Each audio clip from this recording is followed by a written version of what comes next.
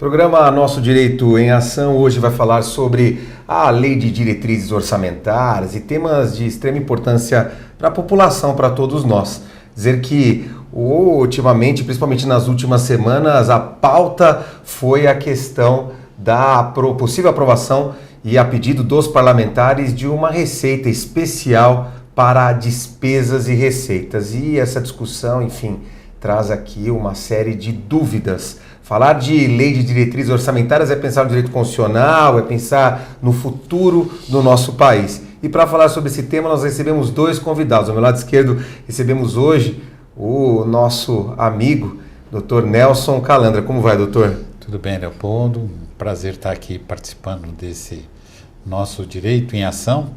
É realmente muito dinâmico para poder trocar uma experiência que a gente tem, né? Eu fui magistrado um bom trecho da minha vida, fiquei quase 40 anos como membro do Tribunal de Justiça de São Paulo, me aposentei em 2015 e fui presidente da Associação dos Juízes do Brasil e de São Paulo, da América Latina e Mundial. Aliás, todos os operadores do direito e principalmente os profissionais em geral, acho que acompanharam a sua trajetória. O senhor representou uma das associações mais importantes, representando os magistrados em todo o Brasil. Então é uma honra recebê-lo aqui no programa. Muitas vezes eu atravessava a noite debatendo no Senado e minha mulher me ligava: onde você está? Estou no Senado. Eu falei: não é possível, você tem que estar em alguma boate aí em Brasília. Eu falei: liga a TV Senado que eu estou aqui atrás da cadeira do senador Blairo Maggi, tratando de temas da magistratura. Ela ligava, ela não acreditava, não é possível, mas estava lá no Senado, eu como presidente. Às vezes me estendia à noite, a sessão se estendia a noite adentro e nós tínhamos que ficar lá de plantão para zelar pelos interesses do Poder Judiciário e do cidadão brasileiro. Também conosco aqui, também o colega advogado, colega doutor Nelson Calandra, doutor Jurandir. Como vai, doutor? Como vai, doutor Leopoldo? Um prazer participar. Nosso Direito e Ação, Dr. Nelson Henrique Calandra, uma referência, um exemplo de vida na magistratura e acompanhando todos os passos do nosso Brasil.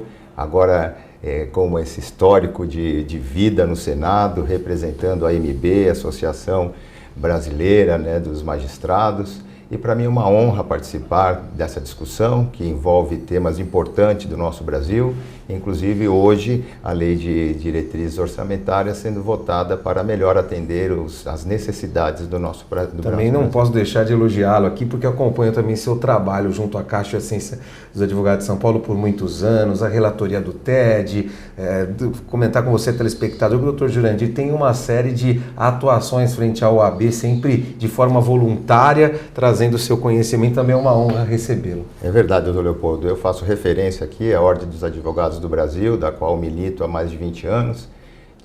Participei de algumas sessões, de algumas comissões, como diretor das prerrogativas, como diretor de direitos humanos. Atualmente já estou há 16 anos na relatoria da 4ª Câmara da CAASP, Assistência dos Advogados, levando o braço estendido para todos os nossos colegas, para a sociedade e em especial para os necessitados. Então é uma honra participar dessa banca. Olha só, o tema hoje é falar de lei de diretrizes orçamentárias. Agora você que está nos assistindo provavelmente está acompanhando a tramitação dessas questões envolvendo o envio de verbas ao parlamento e principalmente a questão do veto ou não por parte do presidente da República. E nesse aspecto as pessoas, doutor Nelson Calandra, estão em dúvida em relação a essa questão dessas receitas. São bilhões, milhões, envolvendo aí o envio ao eventual parlamento, eventual que eu digo no sentido de que ele existe, mas essa despesa, eventualmente como será utilizada,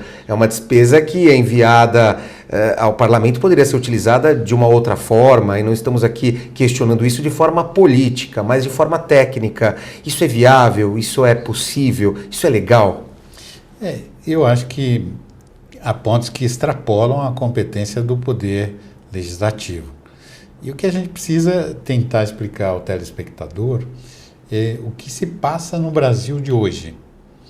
Nós temos, pela primeira vez, um presidente eleito que não vamos dizer, da cabeceira da Câmara Federal. Ele não era um grande líder da Câmara, nunca foi presidente da Câmara Federal, sempre foi um deputado mais modesto, Jair Bolsonaro, e não é à toa que tem nome de Messias, porque o povo brasileiro queria um Messias, queria alguém capaz de libertar o povo de uma situação constrangedora.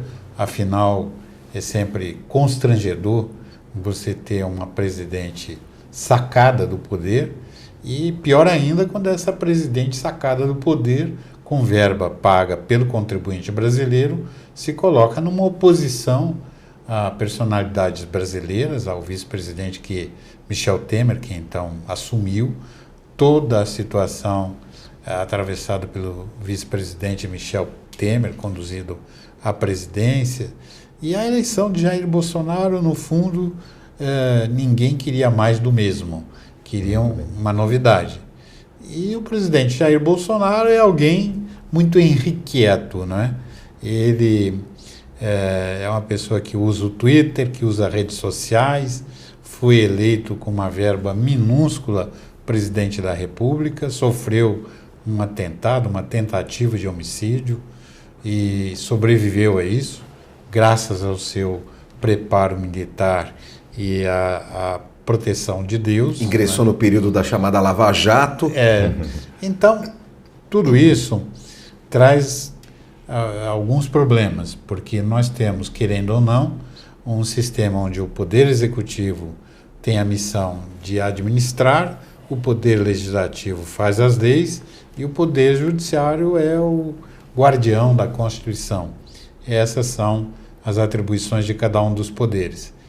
Então, o que se nota mais e mais, na medida em que o presidente vem com muitas novidades, querendo tornar o Brasil mais ágil, elevar o PIB, diminuir o desemprego, reforma da Previdência.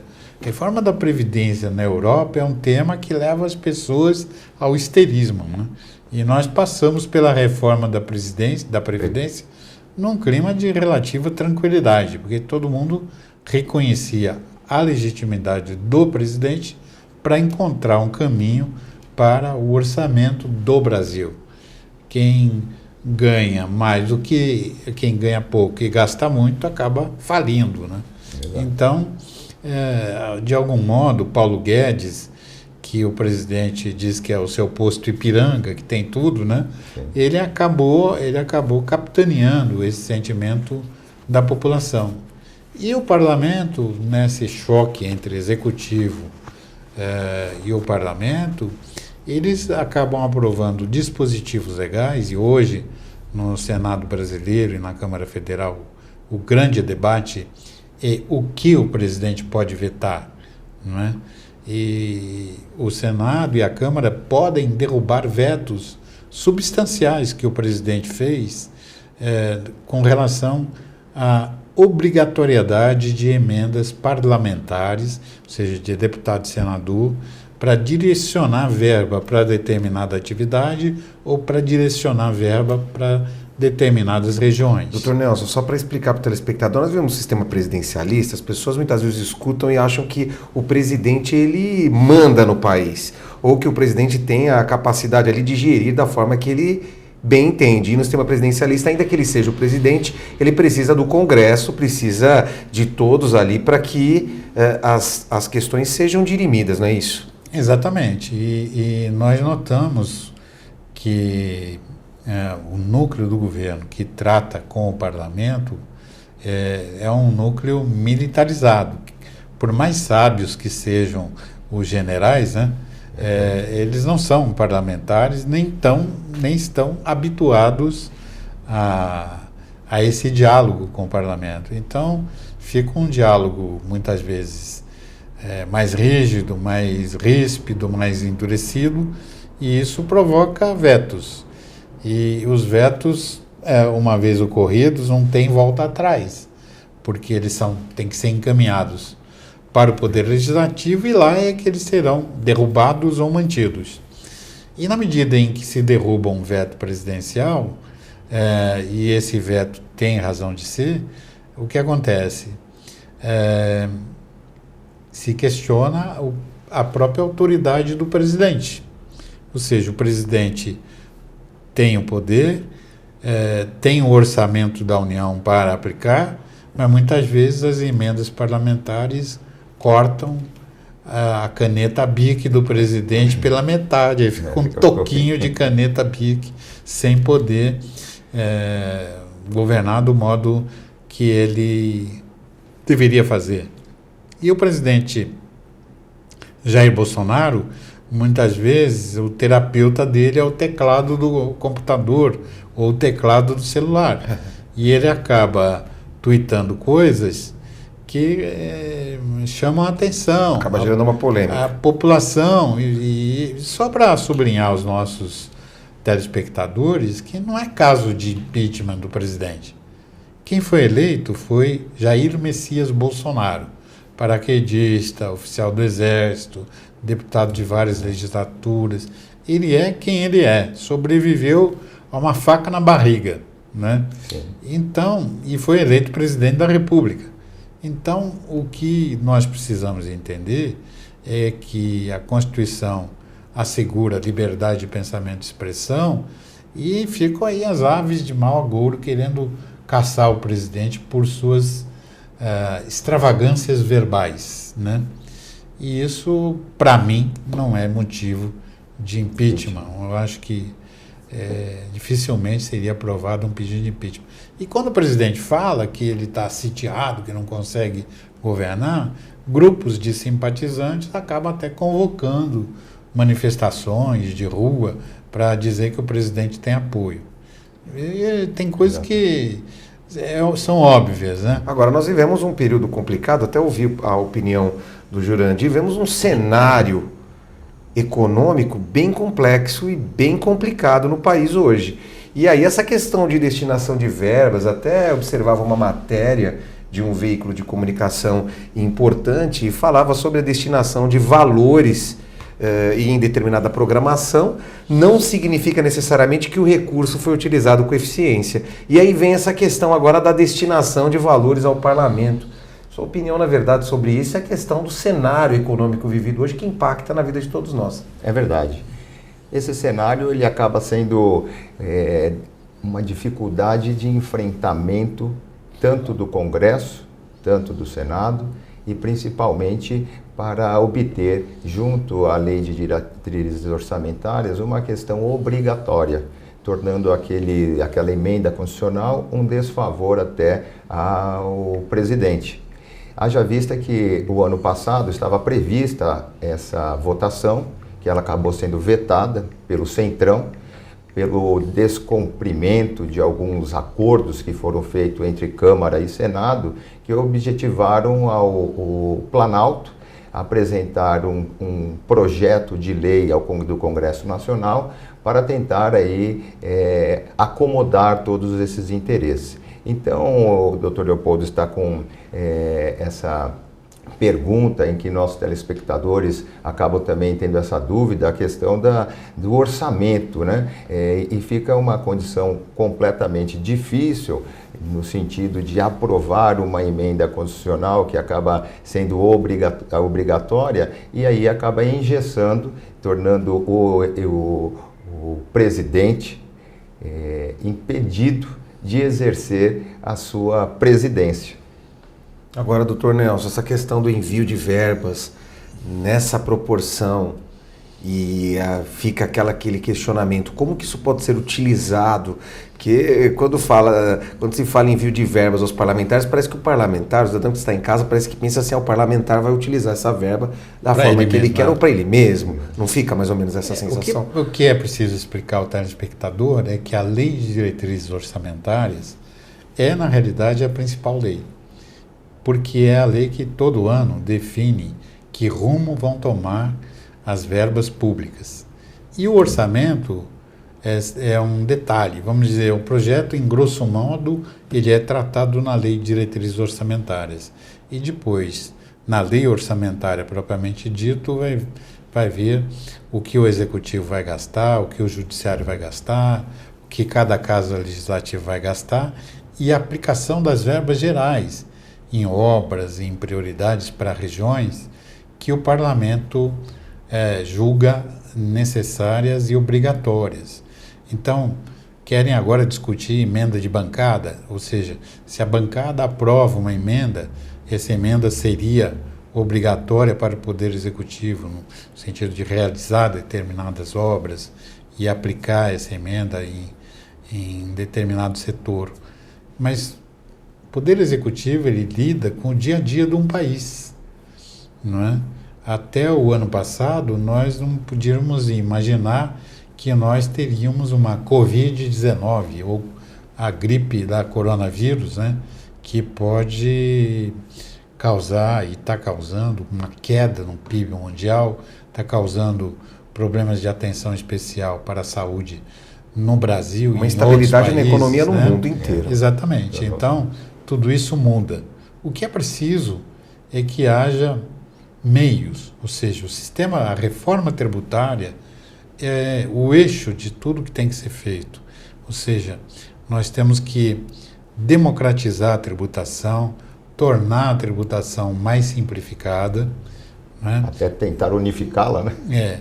Jurandir, que é uma pessoa que conhece o mundo, né? Já viajou muito. Já viajou bastante. Dos jovens advogados como você, Leopoldo, uma das grandes lideranças brasileiras, ele sabe que, por exemplo, nos Estados Unidos da América, você sabe exatamente o que é imposto, o que é valor da mercadoria. E o valor do imposto já está destacado e aquilo será recolhido. Será que seria difícil, com os recursos de informática que a gente tem, que o imposto fosse destacado no documento de venda e aquele imposto automaticamente, digitalmente, já encaminhado para o Poder Executivo? Como é que fica o comerciante que lança numa nota fiscal um valor elevado, às vezes de milhões, não é?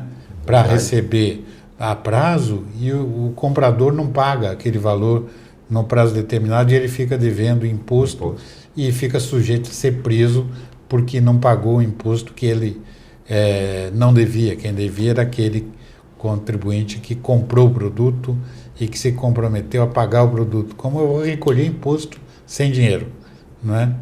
Então, muitas vezes se bate carimba a cara do empresário, de sonegador, disso tudo, mas é o próprio sistema tributário, que o Alfredo Augusto Becker dizia que era o manicômio jurídico tributário brasileiro, que continua existindo até hoje. Então, orçamento é algo extremamente complexo, definido na Lei de Diretrizes Orçamentárias, onde cada qual precisa gastar segundo a receita que tem, onde tem que ter uma previsão larga para situações de emergência. Bolsonaro fala que algumas verbas não podem ser contingenciadas, não podem ser ali, provavelmente, de uma forma mais transparente, que sejam ali verificadas. Será que seria isso? Diz que é uma das razões que ele tenta vetar esse projeto, mas enfim, eu não sei até que ponto, eu não entendo tecnicamente até que ponto essa tramitação desses valores, são 30 milhões, doutor Calandra. Definir prioridades, pode o Poder Executivo ou o Poder Legislativo apontar as prioridades, mas se ele pega e passa a ter um hiperpoder, não é? O Poder Legislativo impondo ao Poder Executivo a execução do orçamento segundo aquelas diretrizes que eles traçam, não é? Com um orçamento engessado, o presidente fica incapacitado de governar. Você acha, não consegue presidir. Ele é complexo. Ele é de uma profundidade na matéria de discussão que acaba a gente tendo que enfrentá-lo. Haja visto, o Dr. Nelson Henrique Calandra tocou num ponto agora que é notório, que veio de encontro aqui ao coronavírus, o problema que... Uma preocupação. Uma preocupação. Isso não estava lançado na Lei de Diretrizes Orçamentárias. Não. Então, é um momento de se enfrentá-lo, é um momento de direcionar e também provisionar, pelo fato de nós estarmos agora tendo esse orçamento no Ministério da Saúde para atender com vacinas agora da influenza, que vai ser colocada em 20 dias aqui pelo governo do Estado de São Paulo, para atender esse clamor. tanto da saúde quanto do anseio da sociedade, que também está um pouco dispersa da real situação deste vírus, mas haja vista também que os parlamentares procuram, nesse veto que foi o último, que ensejou hoje a nova votação, era também pelo presidente da República, nosso Bolsonaro, implementar na Lei de Diretrizes Orçamentárias a volta do horário político eleitoral, fora do horário eleitoral. Então isso trouxe até um desconforto aos parlamentares, que acabaram também vetando a Lei de Diretrizes. Então estamos aqui sujeitos a todos os interesses, mas principalmente o anseio da sociedade é que esse orçamento seja aprovado para o ano de 2020, que era para ser dia 22 de dezembro passado, que possamos agora dar continuidade a esse orçamento e enfrentar os problemas que efetivamente estão sendo cada dia mais evolumados no nosso sistema democrático. Agora, longe de uma posição política, doutor Calandro, o senhor acha que, por exemplo, essa questão de veto ou não, isso, na verdade, de uma forma técnica, isso é possível, claro, mas assim, essa decisão vai impactar na vida da população? O veto do presidente, ele tem que estar lastreado na Constituição. Ou seja, quando há invasão de competência, quando há, vamos dizer assim, a lei de orçamento, ela traz dispositivos por emenda parlamentar que atritam com a lei de diretrizes orçamentárias, ele pode vetar. Ele pode vetar se fere a competência do Poder Executivo em matéria de gestão de recursos. Sim. Se cria a obrigação de executar o orçamento numa proporção que não resta margem para o Poder Executivo desempenhar suas missões. Ou seja, as pessoas que estão em casa estão pensando assim, será que esses parlamentares, em vez de se preocuparem com a situação do nosso país, não estão se preocupando com o próprio umbigo deles? Verdade. Será que eles não estão voltados mais aos interesses dele? E aí fica aquela discussão também, longe aqui de qualquer viés político, esse não é nosso objetivo, mas é tratar do nosso direito de termos aqui uma série de questões voltadas ao nosso futuro, ao nosso desenvolvimento do país. Será que essas questões aí, de repente, não deveriam ser tratadas de uma outra forma? Lógico que vai sempre haver o choque, né, entre o interesse do político ser eleito e entre os interesses da própria nação. Mas se ele não procurasse lutar para ser eleito, né, nós não teríamos a figura da reeleição. Verdade. A figura da reeleição em si e de mandatos que se renovam ad eternum, né, ela traz grandes inconvenientes. Vira um político profissional, né? Mas de outro canto, nós tivemos uma renovação imensa no parlamento brasileiro, e essa renovação alargada, com muita gente jovem, com muita gente que nunca tinha sido parlamentar, ela traz algumas figuras que são descobertas do mundo jurídico que se imagina que você já pode pirim-pim-pim, mas numa similitude com contos de fadas, né, que pode pirim-pim-pim fazer qualquer coisa, né? Mas era uma substância mágica. E a lei complementar, ou a emenda constitucional, ela passou a ser imaginada como uma ferramenta que pode ser usada assim, ao talante de qualquer um. Mas existe uma outra figura, que é a inconstitucionalidade da emenda constitucional. Quer dizer, então, muitas vezes no parlamento, e principalmente no meio jovem, fica a ideia de que, bom, já que não pode, vamos fazer uma emenda constitucional. E na emenda constitucional, a emenda constitucional não pode ser inconstitucional. É engano. A emenda constitucional pode ser julgada inconstitucional pelo Supremo Tribunal Federal. E o Brasil é o país que tem o maior número de emendas, não é isso? Exatamente. Sim. Também não é novidade nenhuma que uma Constituição tem emendas, mas o que não pode imaginar é poder mágico para emenda. Quer dizer, se eu não tenho competência para ganhar uma prova de competição de 1.000 metros, então eu vou dar a volta à piscina a pé e nado 500 metros, pronto, ganhei a competição. Não ganhou. Porque, na realidade, tudo isso tem um uma harmonia que deve existir entre os poderes, né? Exato. E um não deve invadir as competências do outro. Então, no meu ponto de vista, com todo o respeito aos doutos juristas que falam em impeachment do presidente da República, ele reclamou para o terapeuta dele um teclado de computador. Segue o exemplo do Trump. Agora e a praça E pública? nós e nossos filhos, nessa sociedade Da informação. nessa sociedade midiática, nós também reclamamos nas redes sociais. Nossos filhos reclamam da gente, às vezes mandam até mensagem para reclamar de alguma falha que nós tenhamos cometido. Então, fica a lembrança, né? A lembrança de que o extraordinário é demais. A gente tem que ter uma certa lógica em tudo que se faz, imaginar, porque eu sou parlamentar, eu tenho o poder de derrubar o veto do presidente da República e daí passar a achar que posso também derrubar o próprio presidente por A, por B, por C. Então a gente precisa dar tempo. Nós estamos aí no primeiro ano do governo, né? E temos que dar o tempo necessário para o governo seguir a sua trajetória, fazer os seus ajustes e tudo que foi construído ao longo desse tempo pode ser reexaminado, pode ser revisto, né? Agora, aproveitando a presença de vocês, e lógico que essas instabilidades que nós vivemos, tudo isso acaba trazendo um repensar, nós ficamos preocupados, eu particularmente fico muito preocupado com o futuro do país, essa economia, essa instabilidade.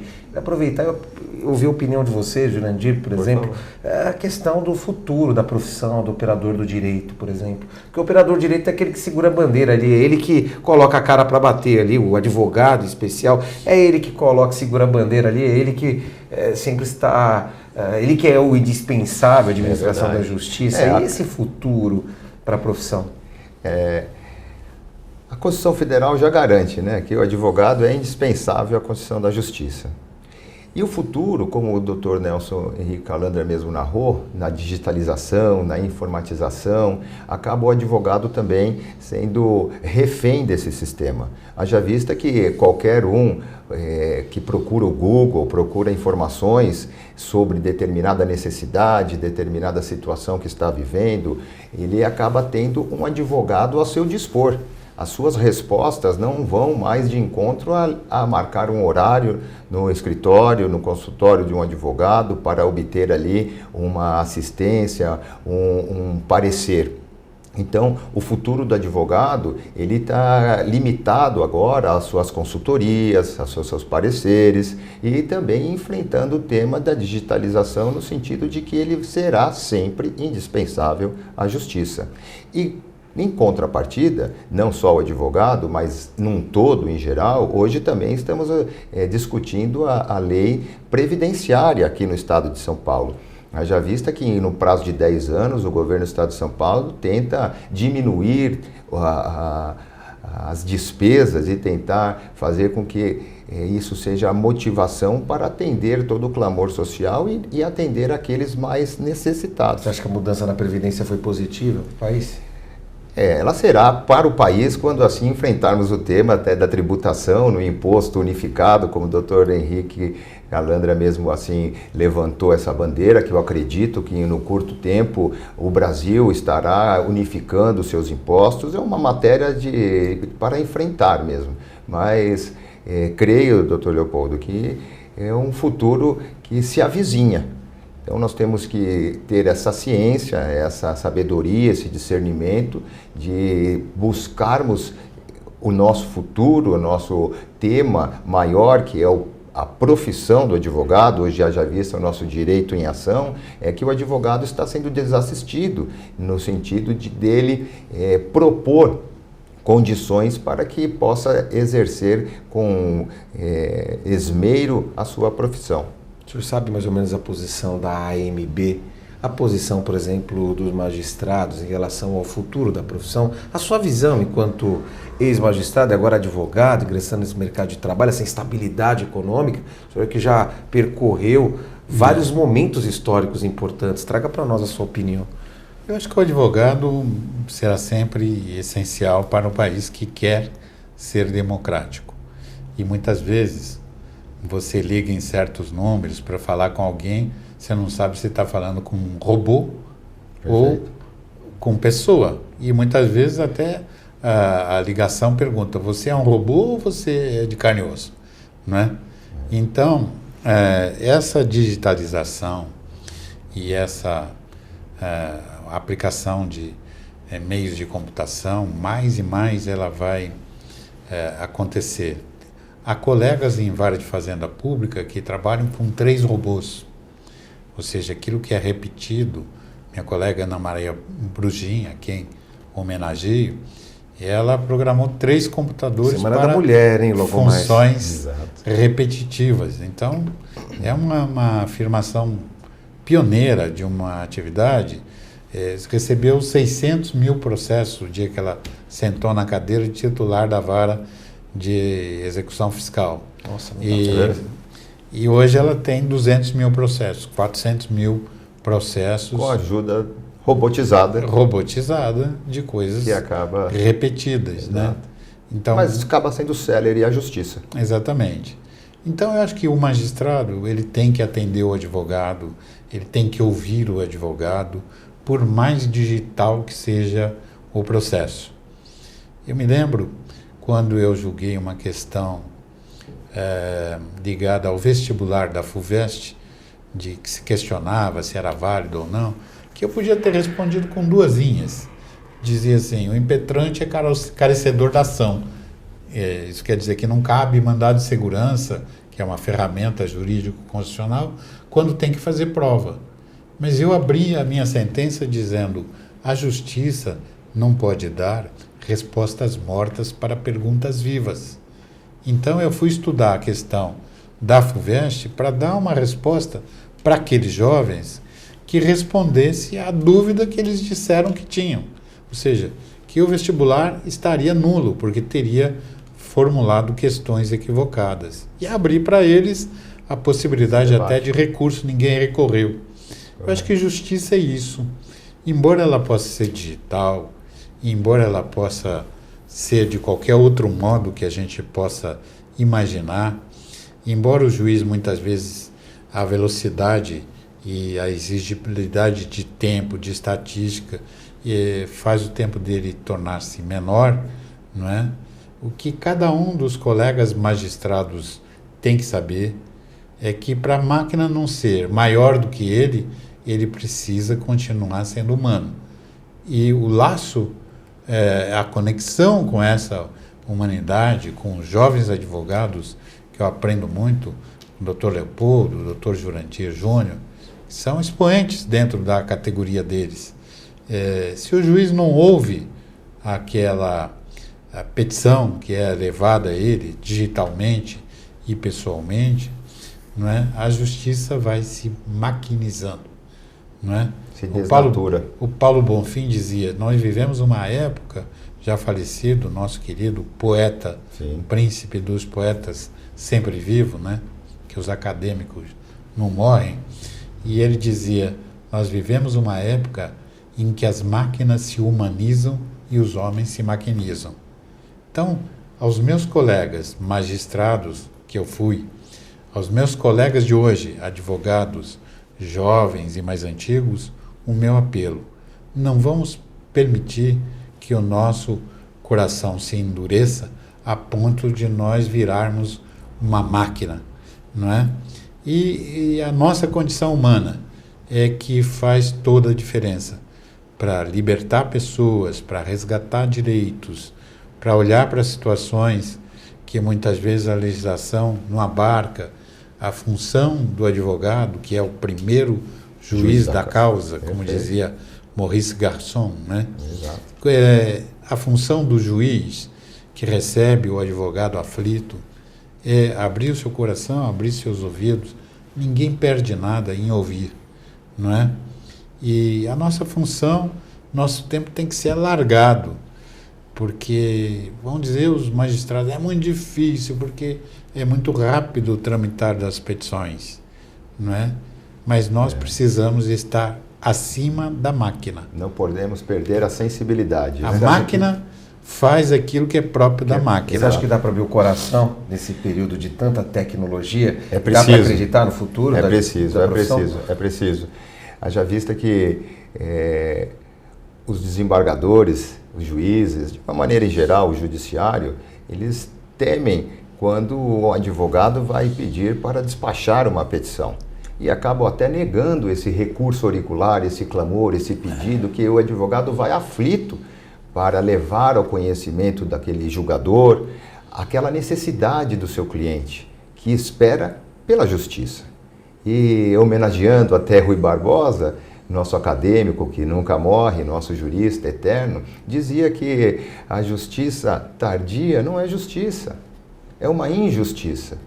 Então, os advogados têm que continuar a ter o espírito aguerrido, a ter o espírito de continuar a guerrear pela causa, claro, sempre com prudência, com urbanidade, trazendo sempre uma via de mão dupla para o seu cliente e para o judiciário. Ele tem que ser o condutor daquela mensagem e não simplesmente ser negado a ele o acesso quando bate na porta do judiciário e o juiz, ou desembargador, ou operador, o julgador daquele reclamo apenas quer que ele, advogado, peticione eletronicamente, digitalmente, e assim verá o papel. Então, eu faço também aqui as palavras do Dr. desembargador Henrique Calandra, de qual os julgadores, os juízes, promotores, delegados, sim, tem que ouvir o advogado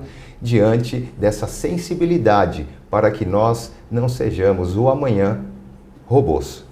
Olha, eu não preciso nem pedir para deixar uma mensagem ao profissional do direito, porque citaram até Rui Barbosa, grandes filósofos aqui, autores renomados, mas eu gostaria de que o programa, chegando ao final, que vocês, na verdade, deixassem uma mensagem ao cidadão que assiste o programa Nosso Direito em Ação e que com certeza acompanha sempre esses temas de importância, de relevância, enfim, aquela mensagem de estímulo, aquela mensagem de audácia, de força, porque eu acho que falta muita união nesse nosso país, não é isso, doutor Nelson? É verdade, eu que estou aí por completar 75 anos de vida, né? Nossa, parabéns. Quase 60 anos de contribuição previdenciária, né? E eu acho que a Previdência teria que me dar troco, né? Porque eu mais paguei do que posso desfrutar, mas fica o meu convite a cada um dos brasileiros. Em primeiro lugar, problema de violência, de criminalidade, choque de gerações. O seu filho tem que ser acalentado desde o útero materno. Ele tem que ser assistido pelo pai e pela mãe. E isso a gente pode fazer nos lares mais ricos, nos lares mais pobres, em qualquer lugar. É um ser vivo que está ali ouvindo tudo que se passa. E depois de nascido, nós não podemos afastar os nossos filhos do nosso coração. Um dos grandes temas para que o Brasil dê certo é nós termos pai e mãe. Quem é pai, assumir suas responsabilidades. Quem é mãe, assumir suas responsabilidades e procurar criar seres humanos aptos a enfrentar as dificuldades de um mundo que se mostra muitas vezes agressivo, como agora que nós estamos vivendo essa questão do coronavírus, essas questões endêmicas mundiais, né? O problema da poluição. Chega uma menina sueca e diz que o mundo vai acabar, outra de 19 anos diz que não, não é? Mas essa juventude, as manifestações a favor e contra, elas são sinônimo de alarmes. Quando a gente está lá no Mato Grosso, na beira do rio Cuiabá, para as 4 horas da manhã, 5 horas da manhã, e o rio vai acordando, e o dia vai raiando, a gente escuta bilhões de corações de pássaros batendo e voando. E aquilo é uma manifestação da mais pura energia. E muitas vezes você está ali na beira do rio e você assiste uma revoada de pássaros como sinal de um alarme, de um perigo que está ali. Isso. Então, nós somos pássaros diferentes. Nós não temos asas como eles, mas o nosso coração bate infinitas vezes ao dia, e esse bater dos corações e esse clamor que a gente ouve dos jovens, como Leopoldo, que transformou uma atividade que poderia estar calmamente desfrutando da sua banca de advocacia, mas criou esse canal para que nós pudéssemos chegar até você, não é? Então, tudo isso constrói um país melhor. Mas vamos trabalhar juntos, mãos dadas, braços fortes, para poder levar o nosso país para um destino de paz e prosperidade. Aqui é o lugar que é o celeiro do mundo, mas, sobretudo, o celeiro da paz. Não tem lugar do mundo que tenha tanto sorriso, que tenha tanto abraço, que tenha tanta boa recepção como o Brasil. Verdade. Jurandir. Os nossos ouvintes, telespectadores, em especial essa bancada, que acabamos aqui tendo uma lição de vida, e devemos sim voltar atrás um pouco para lembrar as nossas raízes. Não perder a essência da família, do pai e da mãe, como bem referendado pelo doutor desembargador Nelson Henrique Calandra, assim como não fazendo uma conexão com a religião, mas sempre existindo a religião dentro dos nossos corações, em que Deus está acima de tudo, como assim o nosso presidente evoca e saúda o nosso principal condutor dessa bênção e dessas boas aventuranças. Haja vista que o nosso telespectador fica pensando se a justiça mesmo ela é tardia ou se haverá mesmo justiça. Claro, nós temos que sempre procurar os nossos direitos, os nossos poderes dentro do Estado democrático de direito para efetivamente ter uma condição melhor, um futuro maior para os nossos filhos, nossa família. E vejo com que esse recado ao telespectador é como se nós não desistíssemos da nossa peleja, dos nossos sonhos, dos nossos ideais, das nossas nossos maiores princípios. Então, o direito mesmo assim nos socorre, quando ele diz que dormientibus não socorritius, que o direito não vai socorrer os que dormem. Então, nós não devemos dormir, nós devemos acordar, devemos prosseguir. Nós não somos daqueles que retrocedem, mas daqueles que não desistem. Então, eu deixo um recado que haja essa mão junta, essa mão unida, esse braço forte, esse maior convívio entre as pessoas, não ficando só na digitalização, mas troca de ideias, troca de favores, no sentido de termos um objetivo maior para alcançar um futuro melhor. Então eu deixo aqui um abraço a essa bancada, em especial ao Dr. Leopoldo, Dr. Nelson Henrique Calandra, aos nossos telespectadores, e em especial dizendo outra menção do nosso jurista Rui Barbosa, que ele dizia lá para os acadêmicos de direito do Largo São Francisco que não haverá justiça aonde não houver Deus. E eu deixo um abraço a todos, dizendo que esse é o meu maior desejo, um futuro melhor para todos nós. Quero mais uma vez agradecer a presença de vocês, e que mais que uma entrevista, que esse bate-papo, essa comunicação, com certeza trouxe... Eu, por exemplo, aprendi muito com a presença do Dr. Calandra, Jurandir, enfim, já estão convidados a retornar mais vezes, porque eu acho que esse espaço aqui é justamente para isso. Eu não sei como... A comunicação, ela, na verdade, os assuntos estão voando nessa sociedade da comunicação, nessa sociedade da informação. Eu não sei como os pássaros estão observando esse contexto, mas tenho certeza que todos nós aqui estamos refletindo e buscando desenvolver uma comunicação mais efetiva. É por isso que estamos aqui reunidos. Mais uma vez, muito obrigado pela presença de vocês. Propor um brinde à vida com a substância mais preciosa da humanidade. Assim seja, um brinde à vida. E o programa Nosso Direito em Ação vai ficando por aqui. Nós agradecemos a sua participação. acompanhe o nosso site, enfim, fique por dentro das nossas notícias e nós voltamos na próxima semana com mais um tema de importância ao profissional do direito, importância a você, cidadão. Muito obrigado e até lá.